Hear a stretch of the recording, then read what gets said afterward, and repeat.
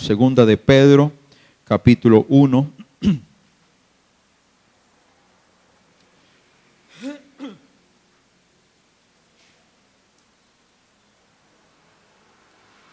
Hicimos un paréntesis en la enseñanza acerca del crecimiento como un deber que es ineludible, como una obligación. Debemos crecer. Este es un tema que estamos desarrollando desde el mes de marzo. Hicimos un paréntesis durante 3 domingos y hoy retomamos la enseñanza. Segunda carta del apóstol Pedro, capítulo 1. Y vamos a ubicarnos en el versículo 5, por favor. Segunda carta de Pedro, capítulo 1, versículo 5. En vista de todo esto, esfuércense al máximo por responder a las promesas de Dios, complementando su fe con una abundante provisión de excelencia moral. Hasta ahí. Estamos hablando ahora de crecimientos específicos. Dimos durante algunos domingos alguna palabra en términos generales sobre el crecimiento del creyente, que está fundamentado en la obra de Jesús, las promesas del Señor, la gracia del Señor, etc. Y hemos también dejado claro que el crecimiento exige esfuerzo, exige el ser diligentes. Nadie va a crecer a menos que asuma el compromiso de hacerlo. Ahora estamos hablando de crecimientos específicos, áreas específicas donde el creyente debe proyectarse a crecer. En la versión 60, creo que es la que tenemos ahí en la pantalla, aparece un término y es añadir. Añadir es sumar. El apóstol Pedro está hablando de varias cosas y de eso es que vamos a predicar. Por eso no voy a leer todo el texto, aunque usted puede hacerlo. Pero él comienza y parte de la plataforma de la fe. Y dice que debemos crecer en la fe. La fe es como un músculo que necesita constante ejercicio para desarrollarse, y entre más se ejercita y se desarrolla, más se fortalece. Y luego dice, porque ya hablamos de la fe hace unas semanas, dice que debemos añadirle a la fe, o sea, sumarle a la fe virtud. Y ese es el mensaje de esta mañana. Vamos a hablar de la virtud. Ya hablamos de la fe, necesitamos crecer en la fe. Hoy vamos a hablar de la virtud. Necesitamos crecer en la virtud. ¿Qué es la virtud? Mirando diferentes versiones de la Biblia, tengo 4 versiones acá para mencionar cómo traduce virtud otras versiones de la Biblia. Por ejemplo, en la traducción del lenguaje actual, si alguien tiene esa versión aquí en el servicio puede verlo, para referirse a lo que en la versión 60 dice virtud, allí traduce esforzarse por hacer el bien. Esforzarse por hacer el bien. Disculpe.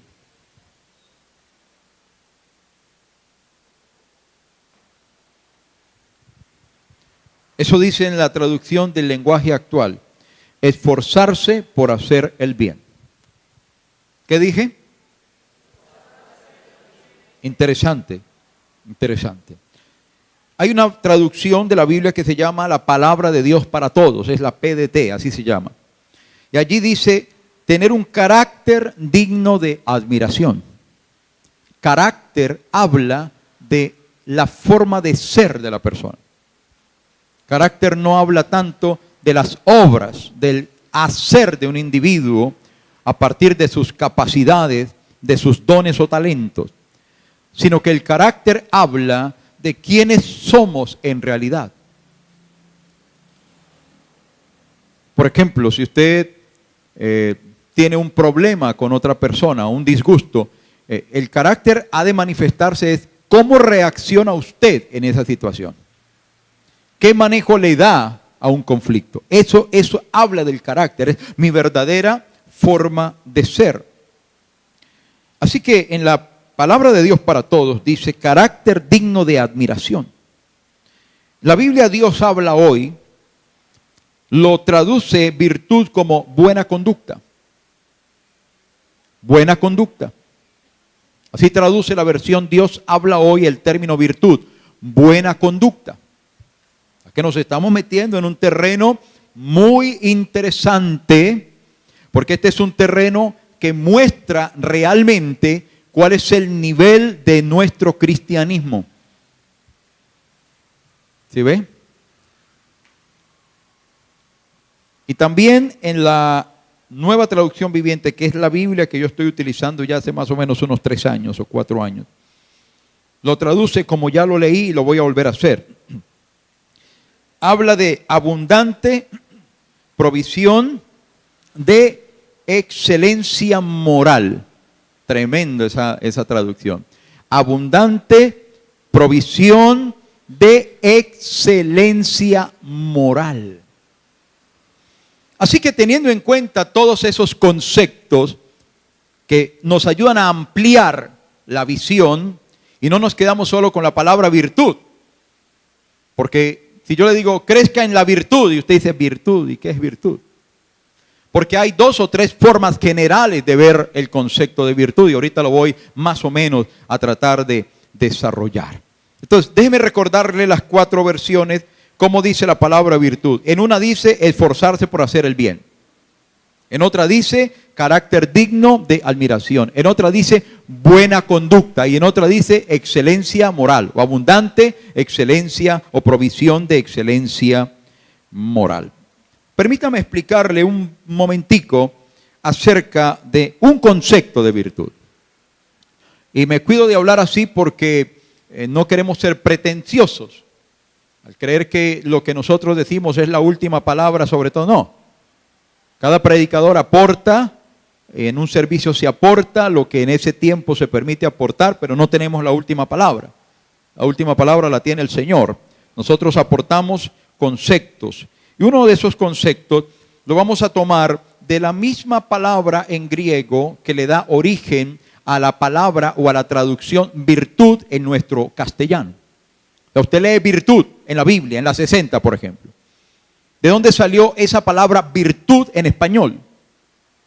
Usted sabe que el Nuevo Testamento en su gran mayoría, en su momento cuando se escribió, se hizo en griego. Y la palabra que se utilizó o utilizaron los escritores fue arete, como arete, pero aquí es arete. Como si usted escribiera arete, pero con un acento pronunciado en la última E, arete. Como un pueblo de la costa, Cereté. ¿Cierto? ¿Si es de la costa o estoy mal en geografía? Arete. Esta palabra arete en griego se tradujo al español y se puso virtud. Pero esa palabra virtud así sola queda muy corta para todo lo que realmente significa y quiere abarcar el mismo escritor bíblico. ¿Qué significa la palabra arete? Virtud, que traduce excelencia o valor. Excelencia o valor. Por eso la Nueva Traducción Viviente se acerca mucho a ese concepto porque ellos pusieron provisión de excelencia moral. Provisión de excelencia moral. Ahora, esto tiene que ver con la excelencia operativa y eficiente de una persona. Cuando hablo de excelencia operativa, estoy hablando de todo lo que nosotros somos y traducimos en el hacer. Debemos ser personas en nuestra forma de ser que aspiramos ¿a qué? A la excelencia. Dice, pero es muy difícil llegar a la excelencia, nadie es excelente. Ok, pero si no lo intentas, nunca sabes si puedes llegar.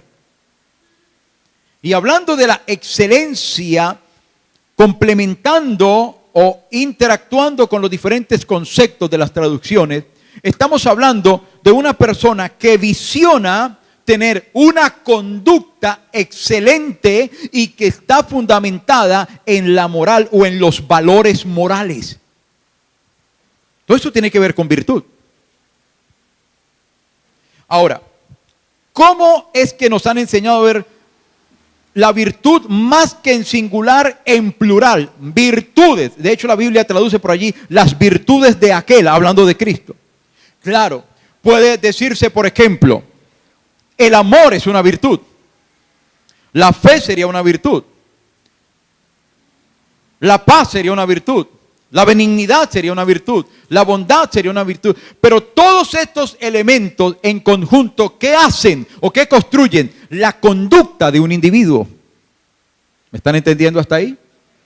¿De qué trata Gálatas capítulo 5, versículos 22 y 23, que no tiene que ir a buscarlo ahora, pero ¿de qué trata? Hace una descripción de la virtud del Espíritu Santo. ¿Sí ve? Y esa virtud, por eso, escúcheme aquí.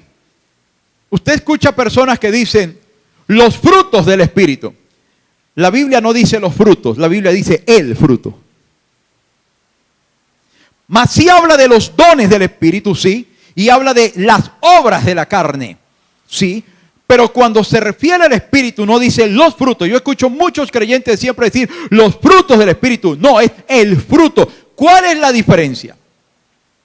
¿Por qué se habla de los dones en plural? ¿Por qué se habla de las obras de la carne en plural? ¿Y por qué cuando se habla del carácter del Espíritu se singulariza una serie de identidades? Porque una persona puede ser mentirosa, pero puede ser no puede ser ladrón. ¿Entiende lo que quiero decir? Cuando hablamos de las obras de la carne, que adulterio, que no sé qué, que mentira. Es que una persona puede decir mentiras, pero de repente no es adúltero. O sea, sería imposible que en una sola persona puedan caber todas las obras de la carne. Conozco una persona. Bueno, no la conozco y no quiero conocerlo, pero sé de una persona en la cual operan todas las obras de la carne. ¿Sabe quién es? El diablo. El diablo. Pero cuando hablamos de los dones del Espíritu, por ejemplo, una persona puede tener el don de la profecía, pero no puede tener el don de discernimiento de espíritus, por ejemplo. Y así sucesivamente. Porque sí conozco a una persona en el cual habitan todos los dones del Espíritu. Jesucristo. A ese sí lo quiero conocer más.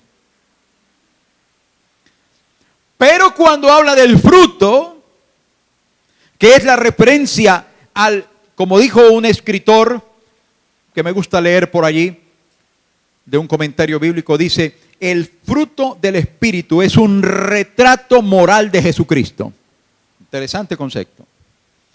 El fruto del Espíritu es un retrato moral de Jesucristo. Entonces, a usted, a mí, que creemos que habita en nosotros el Espíritu de Dios, si ese Espíritu de Dios está en nosotros, ¿qué hace? Manifiesta su naturaleza. ¿Cómo? A través de su vida. ¿Cómo? Transformándolo. Entonces, yo le digo a mi hermano Cristian, usted debe de tener amor, pero también debe tener paz. Pero también debe ser benigno. Pero también debe tener fe. Pero también debe tener templanza. ¿Me está entendiendo lo que quiero decir? Porque yo como hijo de Dios no puedo decir, ok, tengo amor, pero no tengo paz. Tengo paz, pero no tengo gozo. Ok, voy a tener gozo, pero no voy a tener benignidad. No puede, porque la Biblia habla de que la plenitud de Cristo va a habitar, está habitando entre nosotros y en nosotros. ¿Hasta ahí estoy siendo claro? Entonces, esto de la virtud depende cómo usted lo conceptualice. Por eso digo, la virtud tiene que ver con la excelencia moral. Una cosa es virtudes, para hablar en plural de todo lo que sean virtudes. Ah, que fulano de tal, eso es una virtud. Que hizo tal cosa, que es una virtud. Sí, es una virtud. Pero la virtud que está aquí en Pedro no está haciendo referencia a las virtudes individuales, sino al concepto general que tiene que ver con una visión de ser excelente en la conducta basados en una buena moralidad.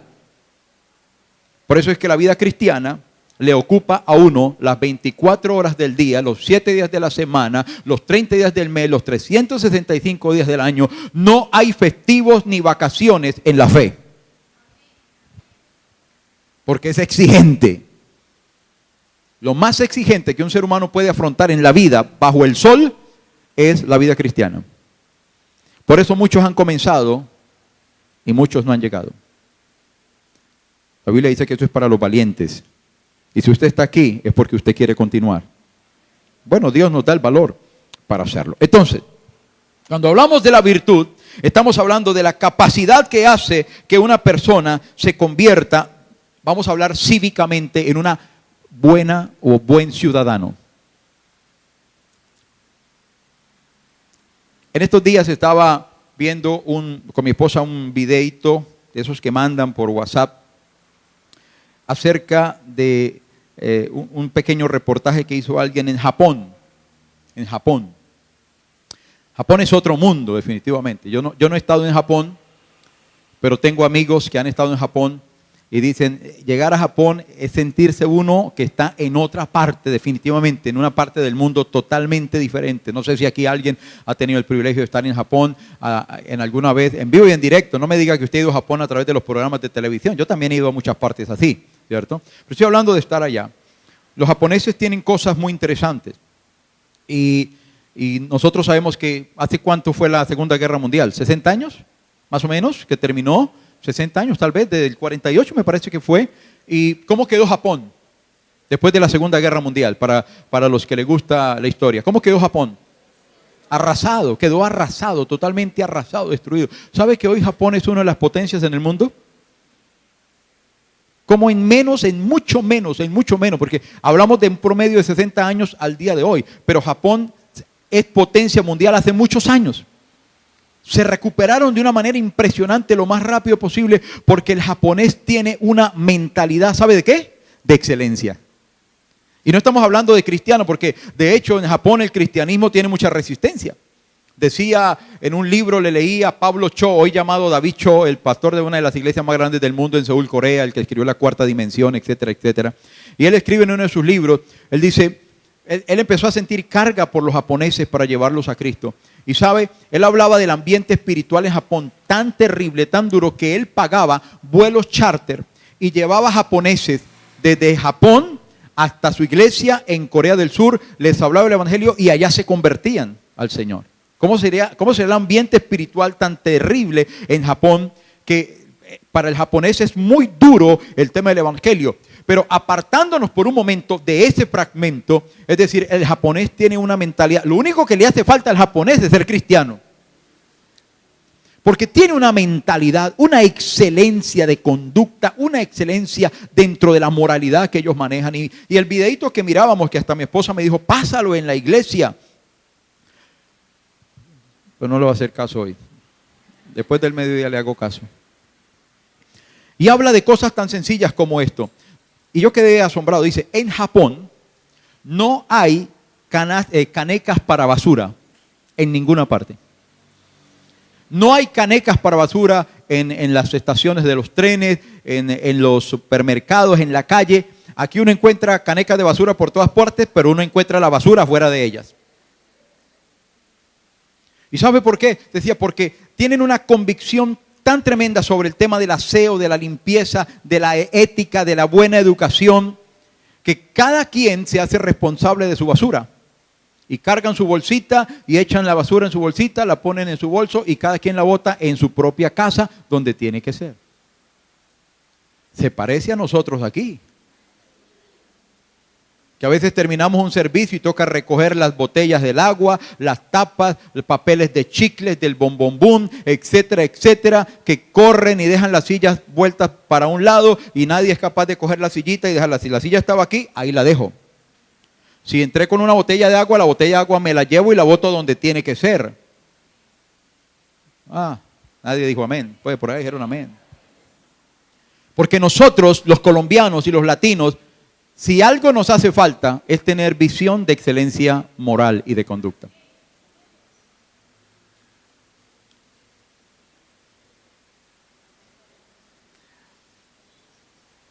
La próxima vez traigo la Biblia y la urbanidad de Carreño para dar unas clases de cívica, de urbanidad, porque nos hace mucha falta, queridos. Y nosotros los cristianos más excelencia de conducta deberíamos de tener. Perdóneme. Decían los abuelos que como uno es en la casa, es en todas partes. Perdóneme. Pero esto es una cuestión de educación desde que somos niños. Bueno, una cuña para animar a los padres en el proceso educativo de sus hijos, porque están a tiempo de corregir ciertas cosas. Usted lleva a su hijo a una visita y el niño comienza a coger todo y usted le da risa y lo deja. ¿Y por qué? No debe de hacer eso. Enséñele a no coger nada. Enséñele el valor de respeto por las cosas de los demás. ¿Usted cree que cuando yo era niño mi papá dejaba que yo cogiera algo en otra casa? ¿Por qué cree que yo voy a su casa y no cojo nada? A menos que usted me autorice. Una cuestión de educación. Una cuestión de educación. En fin, el mensaje se me puede ir por ahí y tampoco es la idea. Entonces, cierro ese paréntesis de civismo, además que es una cuña que quiero darle a la iglesia de Filadelfia, porque debemos de ser correctos en todo.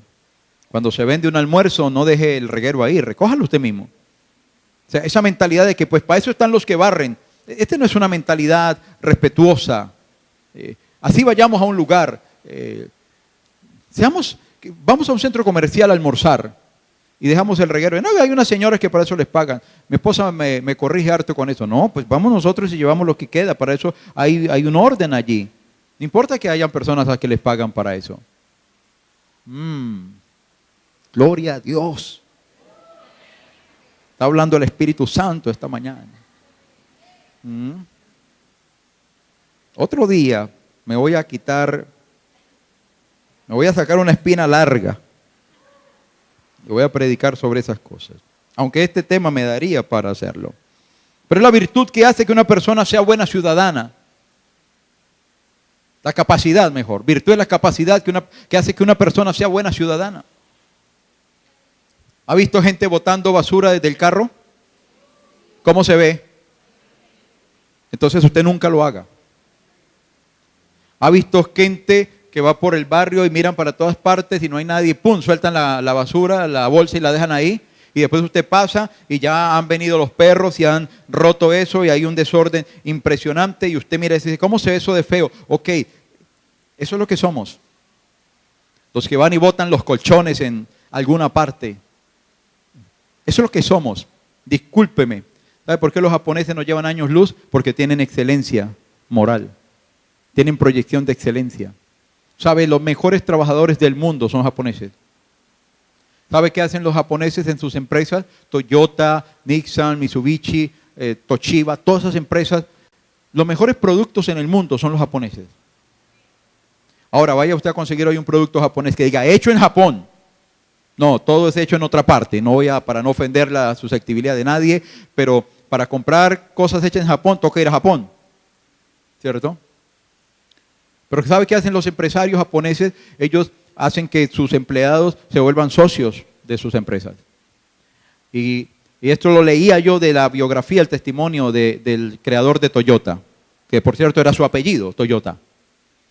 Y cómo él hizo que sus empleados empezaran a ser partícipes, socios de la empresa, y cada año cuando miraban las ganancias anuales, él repartía algo de sus ganancias entre sus empleados. Y por eso la gente quiere sus empresas. Un japonés no habla mal de su empresa. Un japonés cuida su empresa porque entiende que es lo que le está dando a él para su sostenimiento. ¿Será que los empleados colombianos somos así? Sigue que esto da para un tema largo y espinoso, pero de esto estoy tratando de hablar ahora. Dice la Biblia que debemos crecer en la virtud. A la fe se le añade virtud.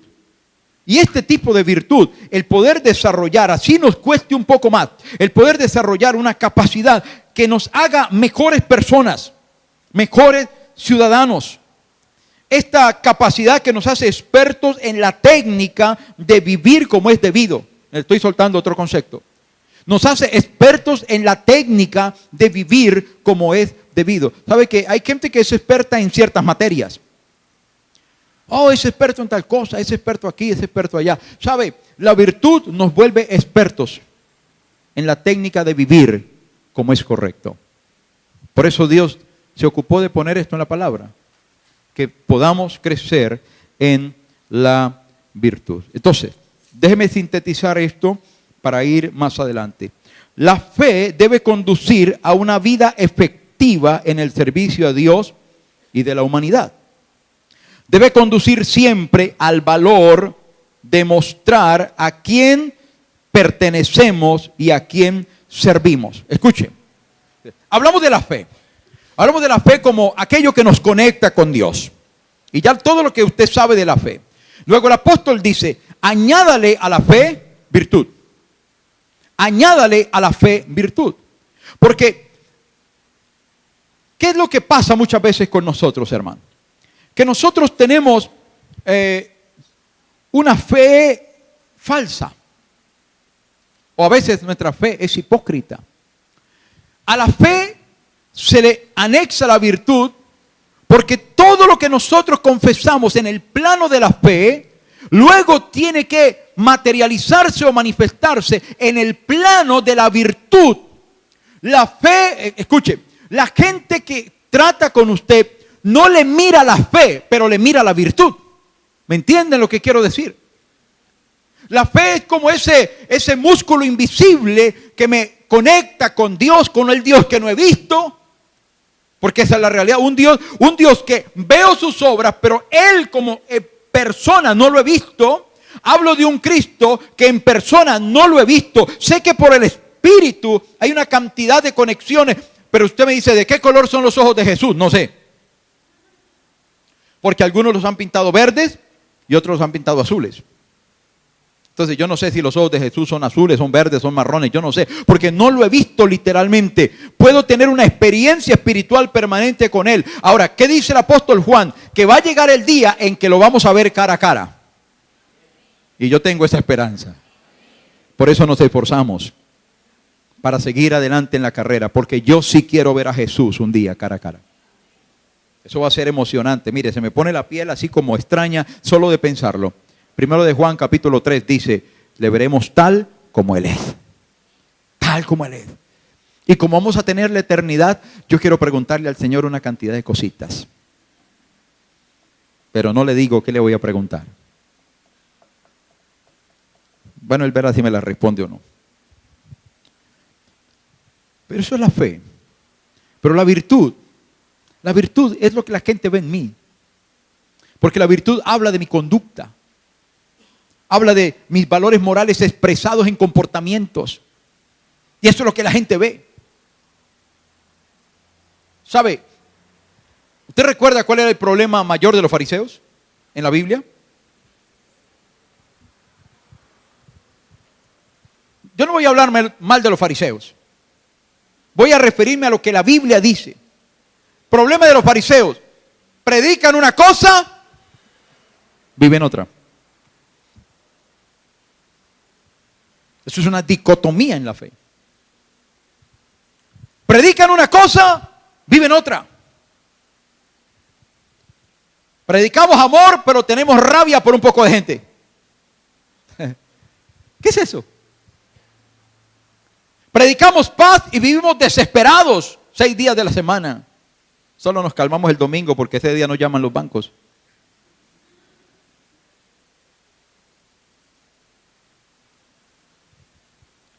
La fe tiene que estar acompañada de virtud.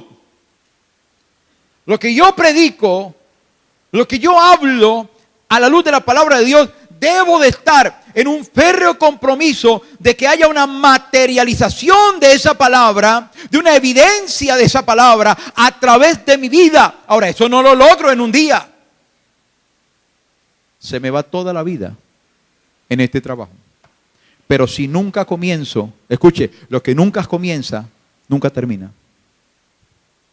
Ok, entonces, esto debe de conducirme al valor de mostrar siempre a quién se pertenece. Nosotros decimos que somos hijos de Dios, ¿sí o no? Decimos que somos hijos del Señor, ¿sí o no? La única forma que la gente puede creer que eso es verdad es cuando pueden ver que hay un gran parecido entre Cristo y nosotros.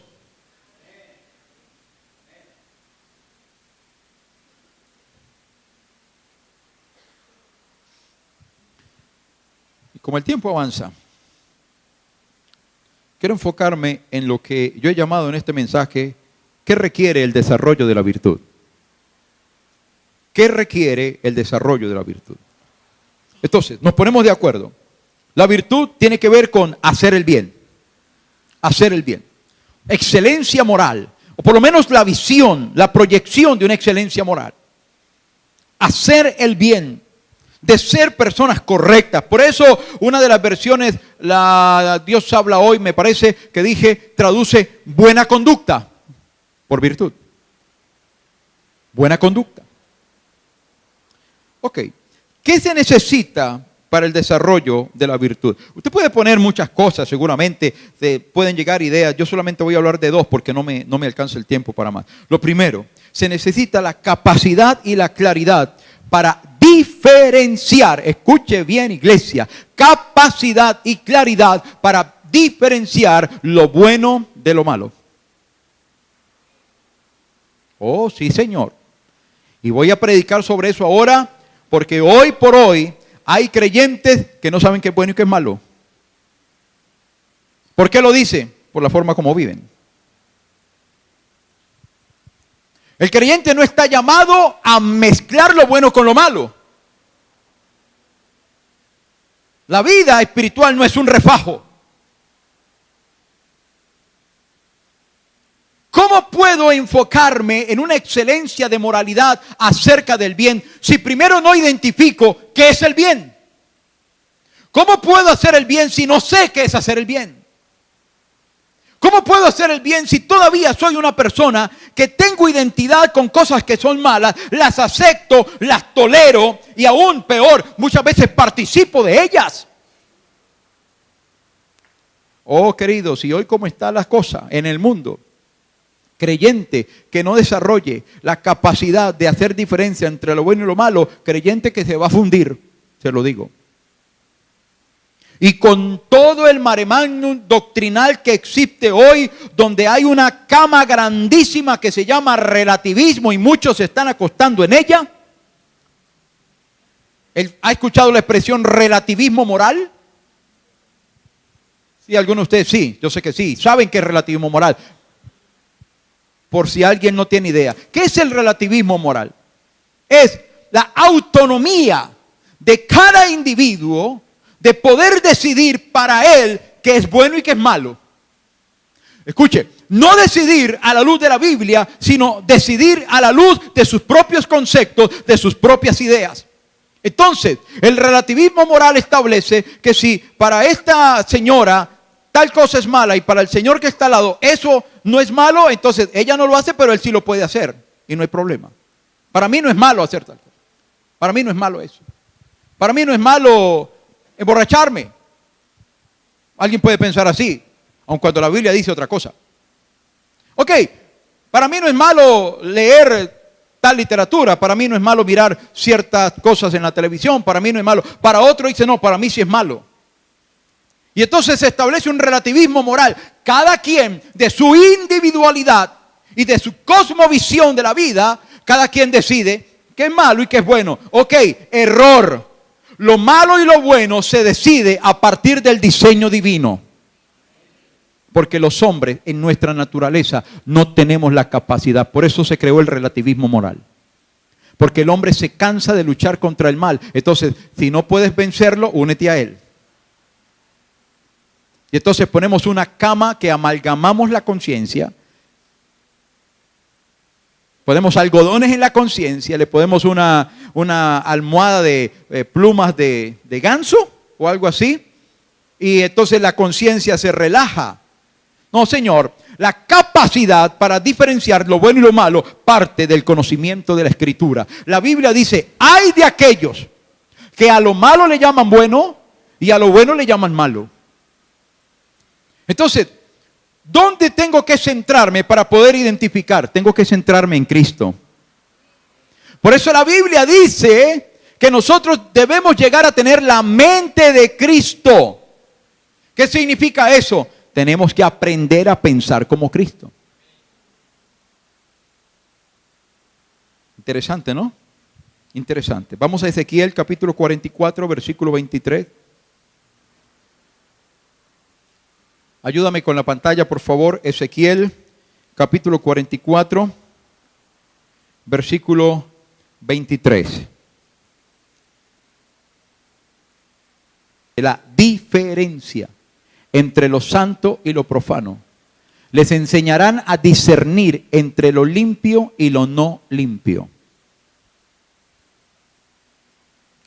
La enseñanza que le correspondía de una manera literal a una familia sacerdotal en la restauración. La familia de Sadoc aparece allí. Capacidad del sacerdote.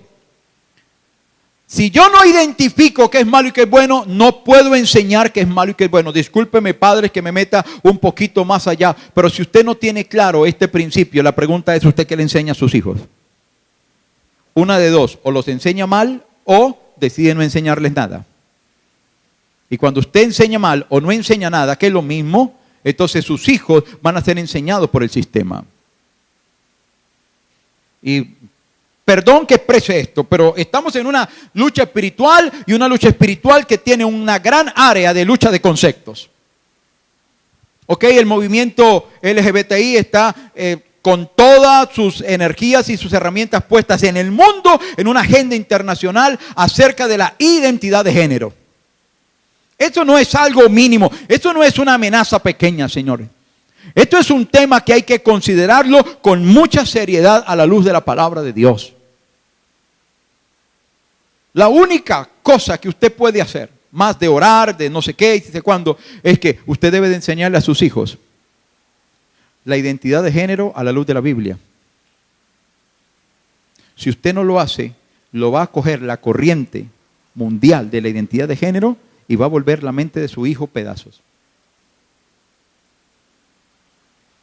¿Sabe que hay niños en el mundo que se están enloqueciendo y otros han acudido al suicidio después de esto de la identidad de género?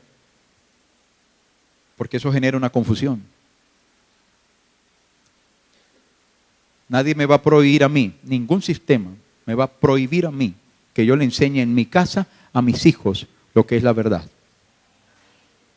Nadie me lo va a impedir.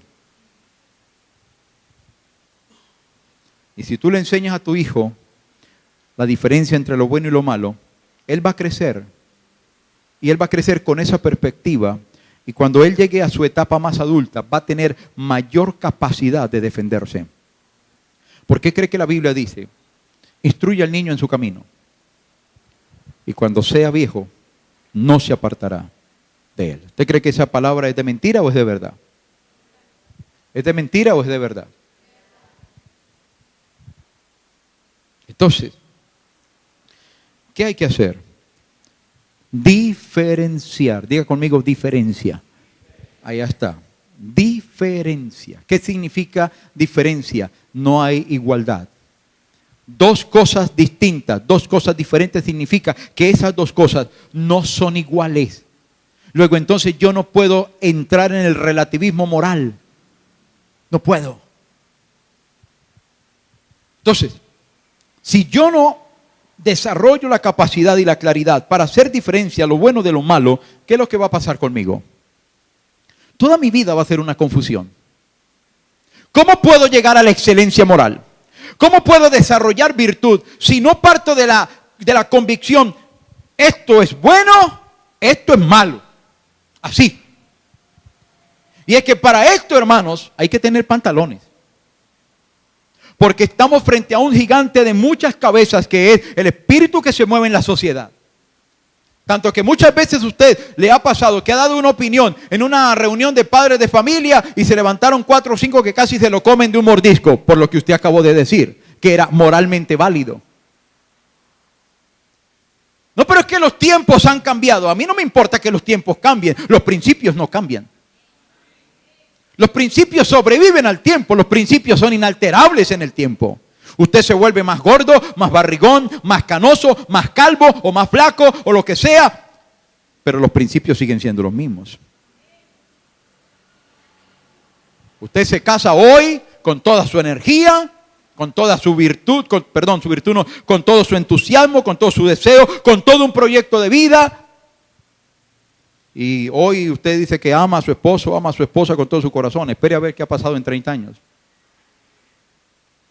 El tiempo pasa y ya no tienes las mismas fuerzas que tenías 40 años atrás, el mismo vigor, la misma energía, pero te sigue rigiendo un mandamiento. Tienes que amar a tu esposa como Cristo amó a la iglesia.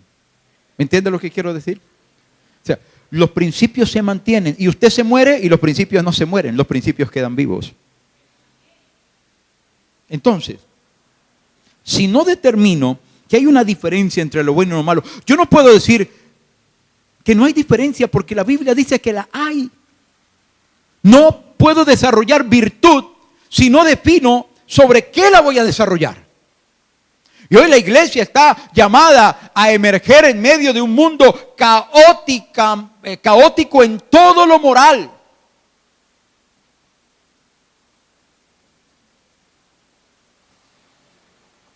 Y van a sobrevivir los más fuertes. Por eso la Biblia dice, el que persevera hasta el fin. Hay una palabra en Jeremías capítulo 4, quiero que la pongan allí, Jeremías capítulo 4, versículo 22. Jeremías capítulo 4, el versículo 22. Porque mi pueblo es necio. Está hablando el Señor de su pueblo de Israel. Y no son entendidos. Mire lo que viene. Sabios para hacer el mal. Pero hacer el bien, escuche, hacer el bien no supieron. ¿Qué palabra hablando el Señor de su propio pueblo? Y dice que fueron sabios para hacer el mal, de su propio pueblo. No, que estuviera hablando de los de afuera, los que no conocen a Dios. Está hablando de su propio pueblo. Tuvieron capacidad para hacer el mal, pero dice, pero no supieron hacer el bien. ¿Y sabe por qué? Porque este pueblo de Israel se sumergió en la mistura moral, influenciado por los pueblos de la tierra. Y Dios les advirtió, para los lectores de la Biblia, Dios les advirtió y les dijo, cuando tomen la tierra que les doy, deben de acabar con las naciones que están allí. Si no lo hacen, Dios les advirtió, ellos van a contaminar su fe y van a torcer su camino. Dicho y hecho. Y no supieron marcar una diferencia malo, bueno, a partir de la dirección de Dios, sino que ellos entraron en una mistura moral. Ojo, porque la iglesia contemporánea, se lo digo de verdad, está sufriendo de mistura moral. No estoy diciendo que usted, estoy hablando de la iglesia en general. Estoy diciendo que la iglesia contemporánea tiene un problema de mistura moral. Por eso usted ve que hay congregaciones que hacen cosas raras. Hay congregaciones que hacen cosas raras. No me voy a poner aquí a decir qué cosas raras, pero cosas raras. Que no tienen ningún sustento bíblico, por más que quieran acomodar por ahí algún versículo, así como Roberto Carlos le pegaba el balón con chanfle.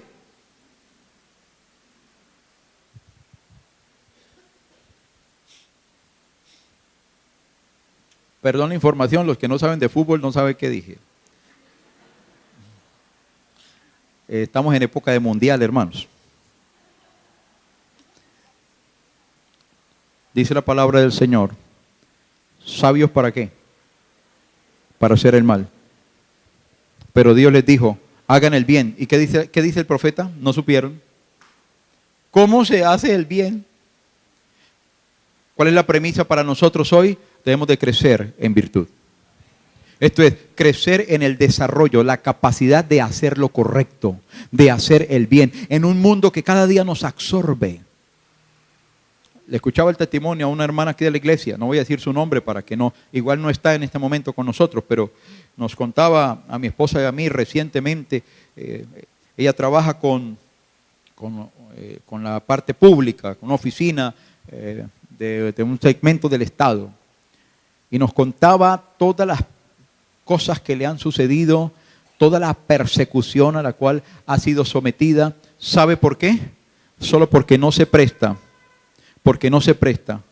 para los enredos, para las mentiras, para las firmas suplantadas, para los cambios de valores, etc. ¿Saben de qué estoy hablando? Estoy hablando de corrupción. Y solo porque esta mujer no se ha prestado, le han hecho toda la guerra, dice, la han hecho llorar, la han puesto en el paredón contra abogados, contra todo el mundo, pero sabe, Dios le ha dado gracia a la hermana, a pesar de todo, ha podido soportar y resistir. Cuando uno no tiene claro qué es lo correcto y qué es lo incorrecto, uno se va a dejar llevar. Y le aplaudimos a la hermana, porque ella llegó a decirnos, si tengo que renunciar, renuncio, me quedo sin trabajo, pero no me presto para la corrupción. Ese es el espíritu de la iglesia. Porque uno puede decir, no, pero como están las cosas de difíciles. Pastor, es que usted no entiende. ¿Cómo que no entiendo? ¿Usted cree que yo vengo los domingos aquí en una aeronave, que yo vivo en Marte? El Trapiche en Marte. Y bajo los domingos en una nave espacial y yo estoy ajeno a la realidad humana. ¿Usted dónde cree que yo vivo?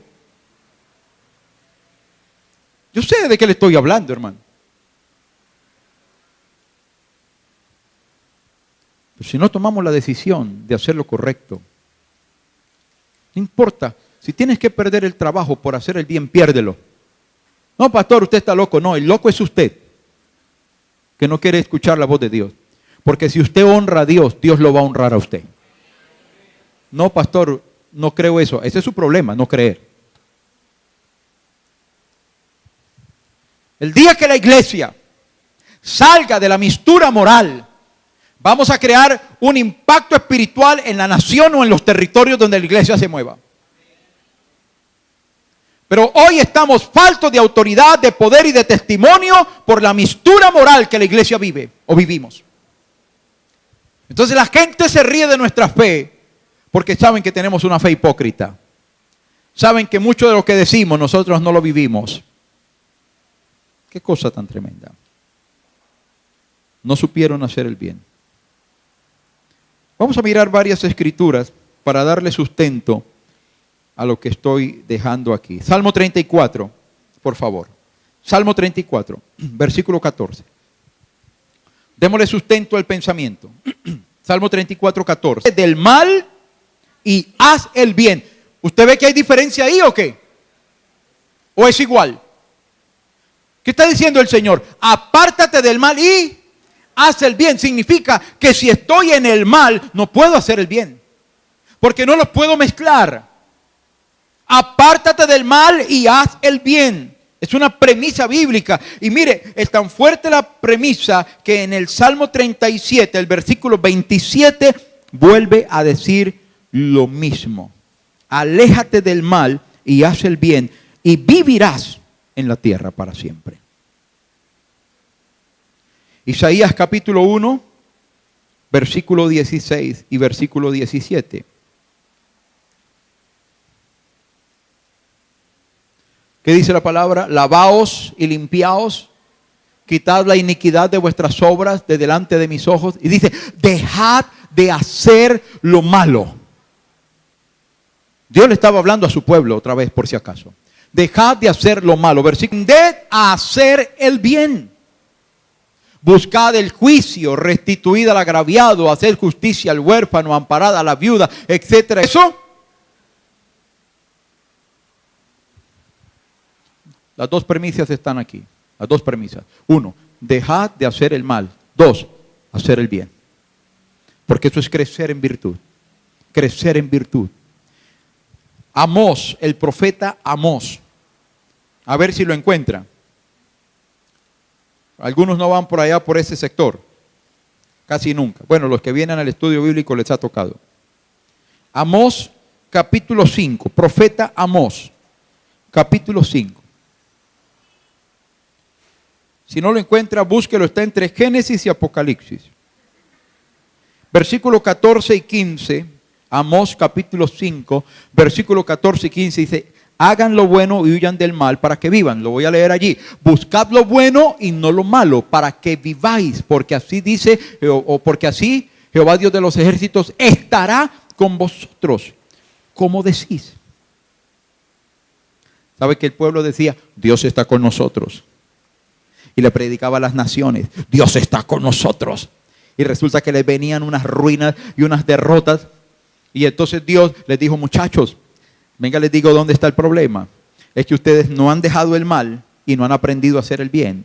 Entonces es como que el profeta les dice, lo mismo el pensamiento de Isaías: dejen de hacer el mal, aprendan a hacer el bien, y entonces se va a manifestar la gracia de Dios con ustedes.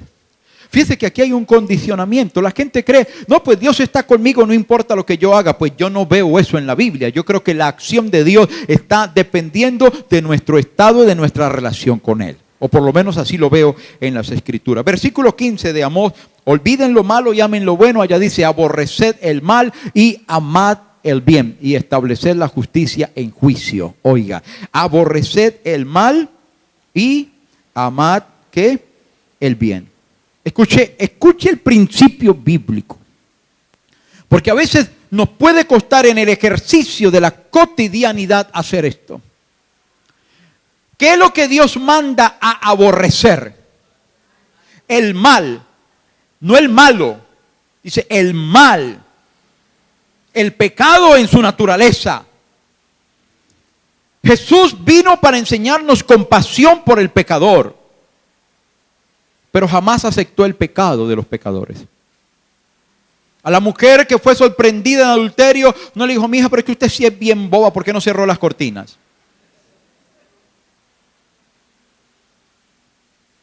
Jesús no le dijo eso. Jesús no le dijo: la próxima vez sea más discreta. Jesús no le dijo eso. Jesús le dijo: ok, vamos a hacer una cosa. Estos que estaban ahí queriéndote apedrear, ellos no tuvieron autoridad moral para hacerlo. Y le dijo: yo no te voy a condenar, aunque Jesús sí tendría la autoridad moral para hacerlo. Pero Jesús le dijo: yo no te voy a condenar, pero tienes que hacer una cosa: vete y no peques más. ¿Quieres que la gracia de Dios se manifieste en abundancia? Vete y no peques más. Ese cuentico de que en la mañana oro, en el día peco, en la noche vuelvo y oro. Entonces, ¿cómo es que dice la expresión popular? El que peca y reza, empata. Eso hay que dejarlo ya. La Biblia enseña que la misericordia se materializa cuando nosotros decidimos apartarnos de lo que está mal. Ese es el principio acá. No salga de aquí ahora teniéndole rabia a todo el mundo. Porque es que hoy la predicación, el pastor dijo que había que aborrecer los malos. No, lo malo. La naturaleza del mal. Sienta compasión por el perdido. Sienta compasión por el necesitado. Pero no le tolere o no le, ¿cuál es la palabra? Avale el mal.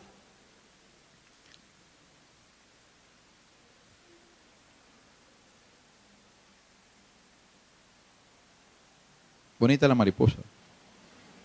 Estaban esperando que dijera algo. Bonita la mariposa.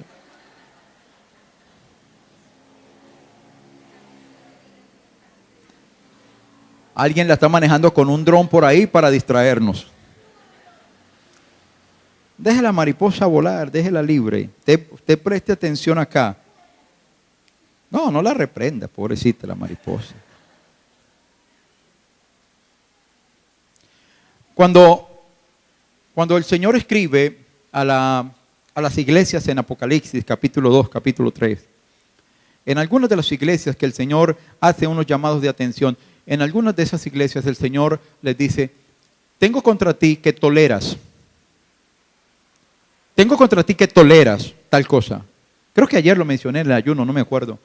Hablando, por ejemplo, de una de las iglesias donde había un espíritu de adulterio, de inmoralidad sexual, que estaba representado en una mujer llamada Jezabel, que no es la misma de los libros de Reyes, que era otra mujer que tenía, pero más que el nombre, está haciendo referencia a un espíritu de seducción y de inmoralidad sexual. y que se introdujo en la iglesia. ¿Cuál fue la iglesia? Tiatira creo que fue. Se introdujo en la iglesia y la gente de la iglesia, en vez de rechazar ese espíritu, lo aceptaron. Y entonces Dios viene y les dice, tengo contra ustedes que toleran esas prácticas. No podemos irnos lance en ristre contra las personas porque usted también necesitó de la gracia de Dios. Aquí ninguno es mejor o peor que otro. No, pero es que algunos tienen un historial. ¿Qué importa, hermano? Finalmente, si usted no se hubiera arrepentido de la mentira, se condena. Y el que se arrepintió de su vida inmoral, se salva. Entonces, ¿cuál es la diferencia? No estamos aquí para criticar quién tiene un historial más feo que otro. Finalmente, la gracia de Dios nos ha alcanzado a todos. ¿Cierto? Pero necesitamos vivir en esa línea de arrepentimiento y aprender a hacer lo correcto, porque no podemos tolerar lo que está mal. Lo que está mal hay que decirle, hermano, eso no está bien, tiene que apartarse de eso. Buscar lo bueno y no lo malo. Entonces, ¿qué es lo primero para desarrollar virtud? Capacidad y claridad para diferenciar lo bueno de lo malo. Vas a necesitar leer más la Biblia, hermano. Los creyentes no quieren leer la Biblia, no tienen tiempo. Tampoco menos la quieren estudiar, no tienen tiempo. Bueno, algunos de ustedes son tan valientes y tan admirables que el mensaje del domingo les dura como 3 meses. Yo tengo que leer la Biblia todos los días y aprender, porque ahí está el fundamento que necesito para hacer lo correcto. Hay que ir a la palabra de Dios. La palabra de Dios me dice que está mal, que está bien. Hay un Espíritu Santo que ha sido puesto en usted para guiarlo, para decirle, para darle dirección. Hay muchas cosas que hoy se están diciendo en el mundo que la iglesia no las puede aceptar. ¿Cuánto nos va a costar eso? Yo no sé. Pero no las podemos aceptar. ¿Sí? Segundo, determinación de hacer lo correcto. Cuando usted ya sabe qué es malo y qué es bueno, porque es que si no lo sabe, ¿cómo actúa? Pero cuando ya usted sabe qué está mal y qué está bien, entonces el paso siguiente es determinar. Escuche, no pensar, no meditar, no quedarse mirando el horizonte. ¿Será? Lo hago, me arriesgo, me animo. No, es determinar. ¿Sabe qué es determinación? ¿Sabe usted lo que es determinación? Es una decisión férrea, inquebrantable. Esto es lo que voy a hacer. A partir de que entiendo las diferencias entre el mal y el bien, determino que voy a hacer lo correcto. Ahora miremos unas escrituras. Deuteronomio capítulo 6, versículo 18, por favor. Deuteronomio capítulo 6, versículo 18. Y haz lo recto y bueno ante los ojos de Jehová, para que te vaya bien y entres y poseas la buena tierra que Jehová juró a tus padres. ¿Usted cree que cuando Dios le habló esto al pueblo de Israel, estaba hablando en términos de tecnología? ¿Usted cree que el Señor estaba en modo sugerencia? Porque ahora todo es modo no sé qué, modo sí sé cuándo. Vivimos de modos. Numeral no sé qué, sí sé cuándo. ¿Usted cree que Dios se puso en modo sugerencia? No. Aquí no hay modo sugerencia. Aquí hay una orden de parte de Dios. Y haz lo recto y bueno. No que pienses, que supongas, que mira a ver, que si de pronto te da. No, la orden de Dios es, haz lo recto y bueno. Entonces, todas nuestras acciones, ¿sabe? Yo no sé cómo será en la parte literal, pero Dios tiene un peso. Un peso. Cuando vas al supermercado o a la tienda y dame 2 libras de carne, ¿a dónde se la ponen? Pues en un peso, en una pesa. ¿Sí? Y ahí usted va mirando. Y uno empieza, reprendo todo espíritu de trampa en el nombre de Jesús. En la mente, claro. ¿Sí? Yo me imagino, yo creo que el Señor tiene un peso. Yo no sé cuál es el peso, qué tamaño será el peso, cómo será el peso, pero la Biblia dice que el Señor pesa las intenciones del corazón. La pone allí, no sé cómo. Pero esto no es una cuestión de que yo voy a pensarlo, no. Es que el Señor pone una balanza y pone una medida. Si no das la medida, estás falto. Aquí hay una medida. Esto es una medida. El Señor está diciendo, haz lo recto y lo bueno. Entonces, todo lo que usted haga, sus acciones, bueno, si quiere, ¿no? Si tiene tiempo, póngalos en una balanza, en la balanza de la palabra de Dios, y piense, tome tiempo para decir, lo que estoy haciendo es correcto. La forma como respondí ayer es correcto. Haberle dado el billetico al policía de tránsito por debajo de cuerda es correcto. Es bueno. Tratar mal al cónyuge es correcto, es bueno. Tratar mal a los hijos es correcto, es bueno.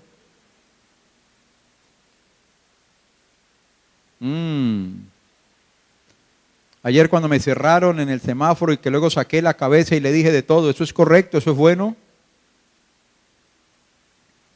Habla bien de mi fe. Habla de mi virtud.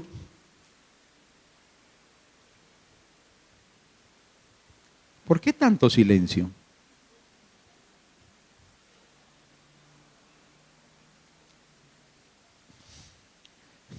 No servir a Dios, pónganlo en la balanza. ¿Será que eso es correcto y es bueno? Hablar mal de los otros, ¿es correcto, es bueno? Hacer sancocho de pastor el domingo al mediodía, ¿es correcto, es bueno?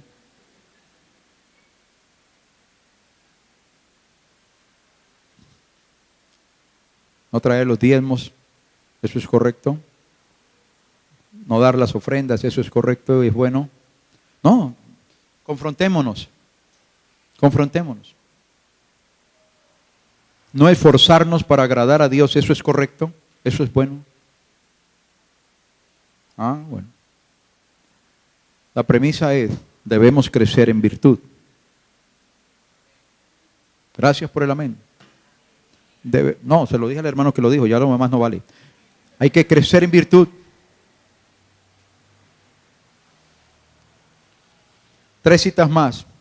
Terminamos. Gálatas 6:10. Gálatas 6:10. Interesante lo que hay en Gálatas 6:10. ¿La puso? Así que, según tengamos oportunidad, hagamos bien a todos. ¿Y qué? Y mayormente a quienes. Son su familia de la fe. ¿Quiénes son su familia de la fe? ¿Qué dice la premisa bíblica? Hagamos bien a todos. Esto es crecer en virtud.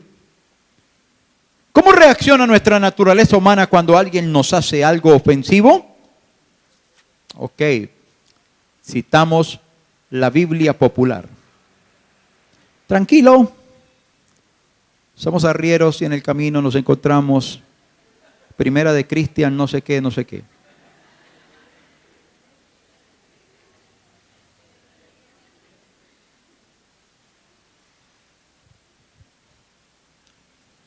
Hagamos bien a todos y mayormente a los de la familia de la fe.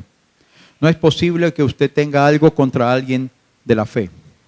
Bueno, no es posible que tenga algo contra nadie, pero mucho menos contra tu familia de la fe.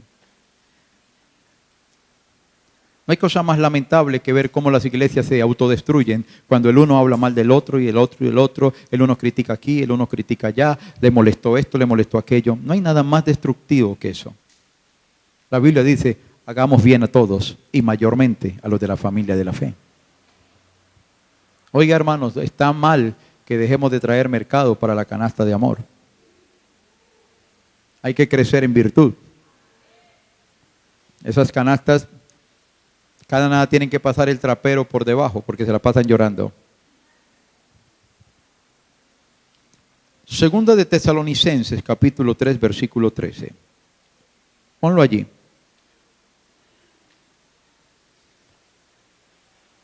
Ese es. Entonces yo lo escribí mal. De Tesalonicenses 3, 13. Como las estrellas de Sudamérica. Ahora sí entendió. Y vosotros, hermanos, no os canséis de hacer, ¿qué? No cansados en un momento de hacer el bien. Sí, Señor. ¿No le ha pasado que uno dice, eso me pasa por correcto? Eso me pasa por correcto. Eso me pasa por decente. Eso, hermano, la Biblia dice, no se canse de hacer el bien. Y finalmente en Hebreos capítulo 13, versículo 16. Hebreos versículo 16. Dice, y de hacer el bien y de la ayuda mutua, no os olvidéis, porque de tales sacrificios se agrada Dios. Hay uno te dice, no se canse, y en el otro le dice, no se olvide. Interesante. Uno le dice, no se canse, y el otro le dice, no se olvide. O póngalo en el orden que quiera. No se olvide, no se canse de hacer el bien. Porque la determinación bíblica es que debemos crecer. Añádale a la fe virtud, la capacidad de proyectar excelencia moral, y la excelencia moral se manifiesta en la conducta y en el comportamiento del individuo. Esto significa aprender a hacer lo que es correcto y mantenernos allí. ¿Estamos de acuerdo? ¿Cree que debemos crecer en esa área? Que todavía nos falta. Hay cosas que nos han quedado grandes todavía, pero la Biblia dice que en Cristo somos más que vencedores. ¿Qué tal si oramos y le damos gracias al Señor por su palabra? El tiempo no nos dio para decir más, antes nos pasamos, pero que la palabra de Dios en esta mañana pueda alimentarlo, pueda bendecirlo, pueda desafiarlo en el buen sentido de la palabra. Crezca en virtud, una buena provisión de excelencia moral. Tómese un momentico para orar. La palabra tiene que empezar a ser digerida. Acabas de comer tu alimento espiritual y seguramente va a pasar el resto de la tarde, la semana, y en algún momento van a llegar pensamientos de la predicación. Estás digiriendo la predicación. Extracte de la predicación lo que te edifica, lo que te alimenta. Sáquele las vitaminas a esta predicación. Padre, te damos gracias por tu palabra en esta mañana.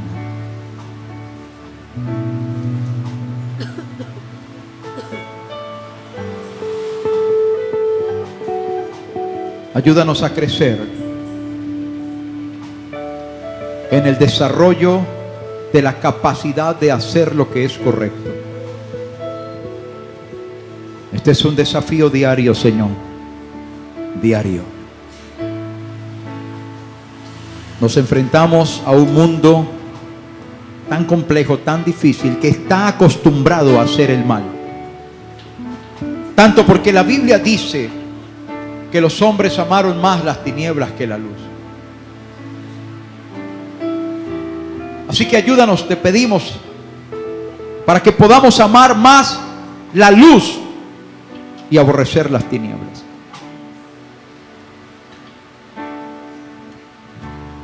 Y como fue la instrucción para Moisés en el desierto, cuando su suegro le ha visitado y le ha dado un buen consejo para poder cogobernar, y le dijo, consiga varones de virtud. Interesante. Varones de virtud. Varones de virtud. Que la iglesia, que hoy recibimos la palabra, podamos levantarnos y decir, debo de ser un hombre, una mujer de virtud. virtud creciente, en crecimiento. Añadid a la fe virtud, una buena provisión de excelencia moral.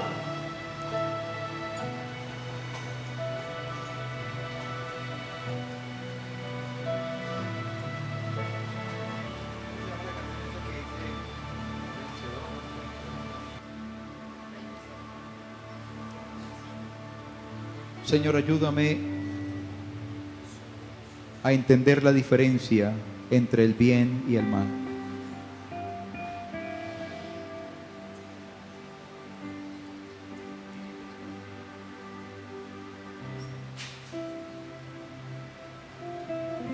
Porque hay mucha gente dentro de las iglesias que todavía no han podido discernir la diferencia. Y entonces esto nos ha llevado a una mistura moral. Y la mistura moral está golpeando el evangelio, está destruyendo la fe y sobre todo está exterminando el testimonio. Hoy te pedimos que tú nos ayudes a hacer diferencia entre lo que es bueno y lo que es malo. Y seguramente que este va a ser un proceso difícil en muchos de nosotros. A lo mejor porque nos hemos acostumbrado a ciertas cosas. Que creíamos o creemos que como todos o muchos otros las hacen es porque es un bien generalizado. Pero muchas veces no es así. Por el contrario, muchas veces se generaliza el mal. Se socializa el mal. Y creemos que porque otros hacen lo mismo, nosotros deberíamos también hacerlo. Esta es una tarea solo para el Espíritu Santo, Señor. Solo Él en mí puede ayudarme a hacer diferencia entre el bien y el mal. Cuando eso lo tengo claro, puedo determinar que voy a hacer lo correcto. Solo así puedo entonces pesar si estoy creciendo en virtud o no estoy creciendo en virtud. Ayúdanos a entender esta palabra. En el nombre de Jesús.